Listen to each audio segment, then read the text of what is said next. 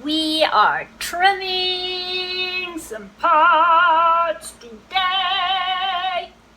Woohoo! You and me, babe. You and me, babe. There's just nothing else like you. We're ready to go. Hanging out in the studio. We'll trim some pots. So I thought, now this whole tap centering thing, I have never been able to get. Lots of people tap center. I don't. I just wait till it hits my finger and move it a little bit away. Yay! This is my chuck. You have to be very careful with this whole moving the finger thing though, because if your arm is on your leg and then you go to spin your wheel, see how my arm moves? Yeah, so you'll lose your spot. Little tip there. So this is my chuck that I threw. And he is now ready to trim. So put him on the wheel head and glue him down real good.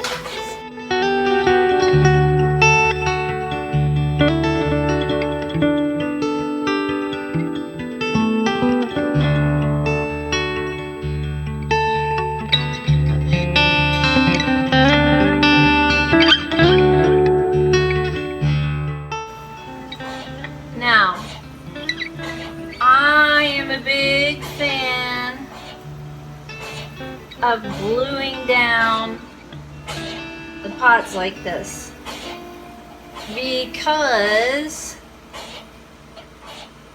for one, you can trim all the way down the pot. And you can do that with like a rib tool or something like that. But you can't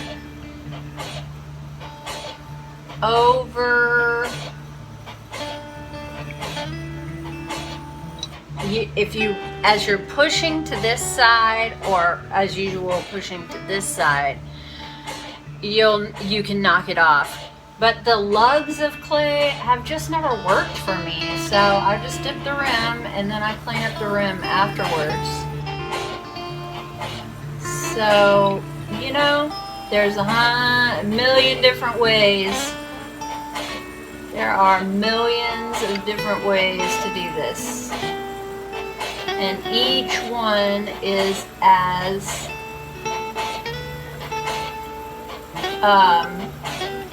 valuable and as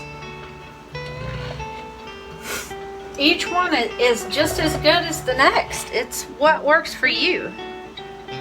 Right? So what does work for you? Tell me what works.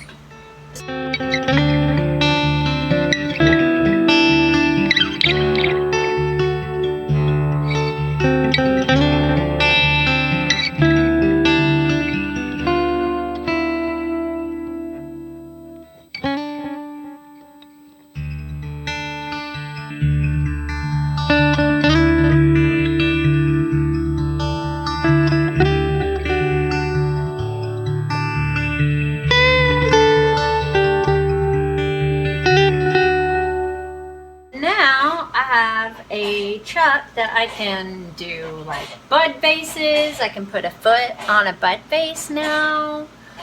And I'm hoping to use it here in a second, just the way it is, to trim the chum. So chum is a closed form. Now, to get this off the bat, you've got to twist, and sometimes you got to run the wheel in order to get enough torque. There's the rim, and yeah, it needs a little cleaning up. It's got some gras-do on it. So, that's easy enough to get off.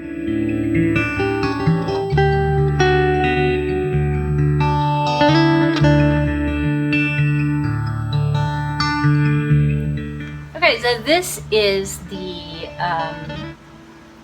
pour over coffee thing that I did the other day. This is one of two. And so when you're trimming something like this, feel of what your thickness is like before you turn it upside down and put it on the wheel. It will help way a lot. And the other thing is, it will tell you when it's in the right thing. So you can take a rib, you can take a tool. That's not made loud enough. Hear that? Hear that? Now hear this. Two different tones. Ba ba ba ba. Ba ba ba ba. When ba ba ba ba sounds the same as ba ba ba ba, then that's when you know that these are the same thickness.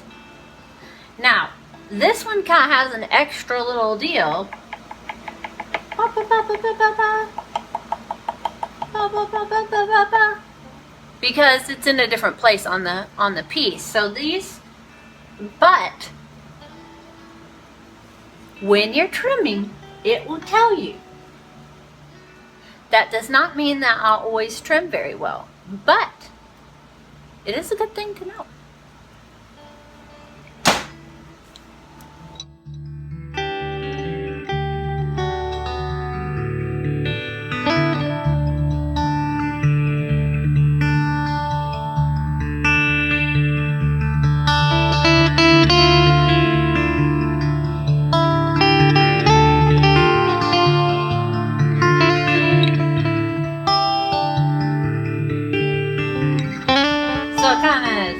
Up on my lip right here, on my rim right here, but you can definitely tell a difference.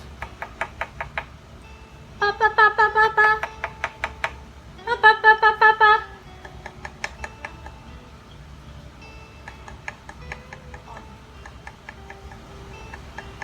Ba, ba, ba, ba, ba, ba. Ba, ba, ba, ba, ba, ba. Ba, ba, ba, ba, ba, ba. Thing is, this is not connected to the wheel head, so this is going to sound different. But this is connected to the wheel head, so what you want to match is this to this. Okay? I only have one mud tool sponge, but Tim's like, I don't do that because it mars my pot. One of these, and it's wet because I was an idiot. But one of these, when it's hard, will make a good loud sound, and it's not as likely to mar your pot if you throw softer, or if you trim softer than what I'm trimming right now. So use your hard mud tools sponge, and it will give you a nice, beautiful sound. And sometimes, this is the other thing, sometimes this note is higher than this note, and sometimes this note is higher than this note, but that does not necessarily mean that this is thicker or thinner than this. This is always going to be thicker as a general rule, unless you know, because you felt the inside of it before you started, unless you know that this is already about the same thickness as this, then it's not. It's thicker. But it doesn't necessarily mean that just because you hear a higher sound or a lower sound that this is thick or thin. It's just, I don't know why, but for some people it doesn't work. For me, oh my gosh, life-changing. So that's what Harbor has to say about it.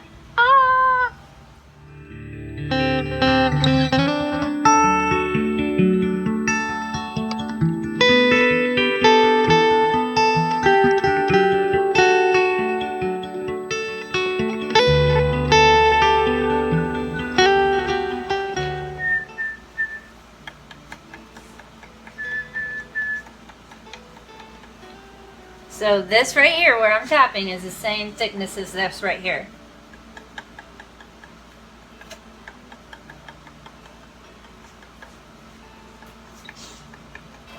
Pretty cool, huh? I think it's cool. Herbert thinks it's cool.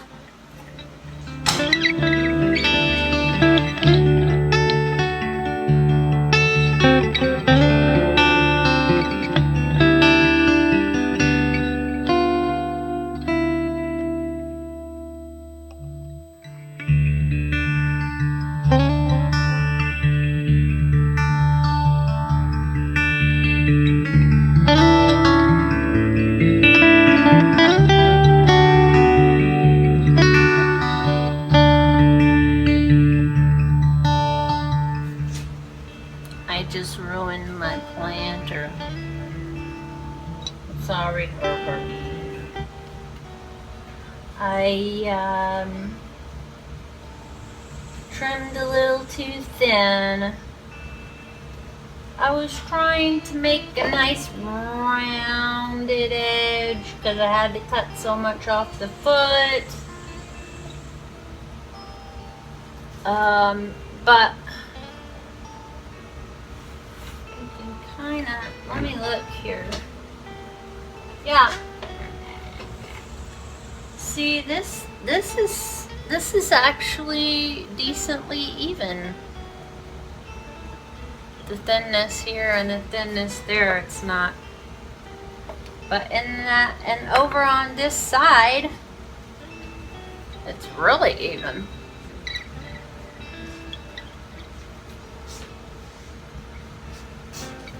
So it was just this one side that was so the thick side had enough thickness for me to go that deep, but the thin side did not. But I might be able to get a bowl. Oh, nope. I'm not going to get a bowl because it got these 2 holes in it. It has holes in it because it was going to be a planter. Oh well. Let's break it apart. Oh, look at that. That's great.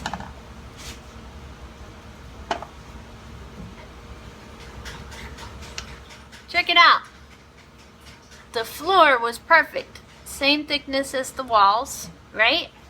And look at where the foot was. I got the foot right underneath the walls, just like it should be. So that's fantastic. Good job, Herbert. So over here, look at the thickness there versus the thickness over here. Over here, the thickness I was dealing with, so that's why I screwed up. Over here, the thickness I was dealing with was that thick. Over here, the thickness was this thick. So that if your rim was wonky, which I remember throwing this, and my rim was wonky, which caused all my problems. Well, I'm super proud of where the... Oh, this is cool too. I don't know if you're going to be able to see this. But just in case you can. You can see the difference in the clay particles. Coming down both sides of the slope, and then in the middle where that foot is, they're flattening out. So they're going this way, and they're going this way, and right here they're going this way. Man, that is cool. That is cool.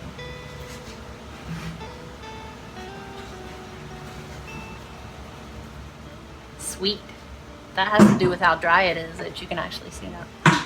Pretty cool. So many people talk about aligning your clay particles, but so rarely do you actually get to see them. That's fascinating. That's why it's important to wedge. All sorts of other things. So. I should fire that just because of the way it shows.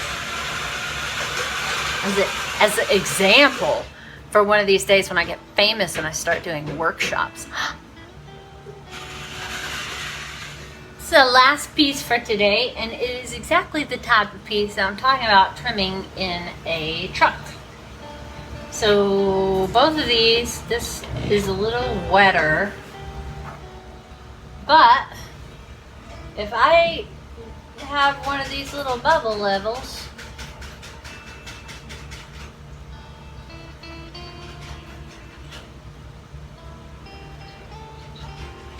once I have the chuck centered and I have this level, then we should be good to go. And that's about as good as the chuck is centered. I'm trimming my chum on my chuck.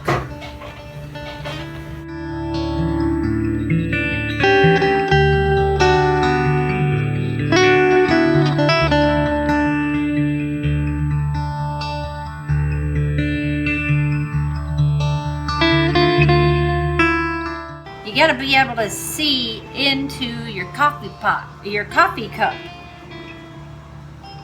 So,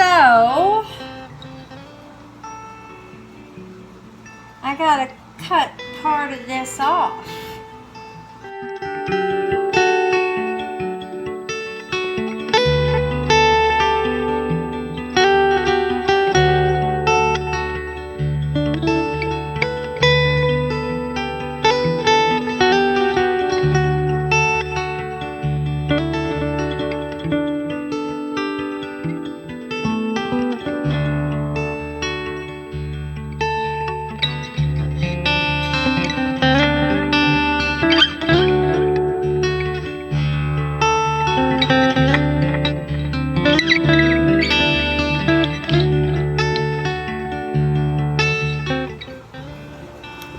Well, I broke another one. After all that, broke another one. It's coming out really good though. It's coming out really good. I mean, that's one of the big flaws that I see on pottery pour over pots, is that you can't see down into your coffee.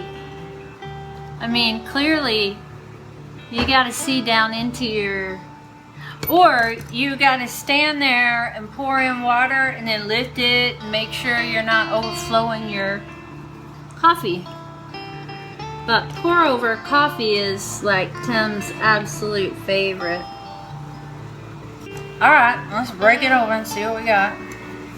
No reason to keep it now. See the evenness across the bottom there? You see where the hole is, I think. That's the hole, okay. So you see the evenness across the edge? I hope you can see it. That is the result of that sound tapping. So, you know, I hope that helps.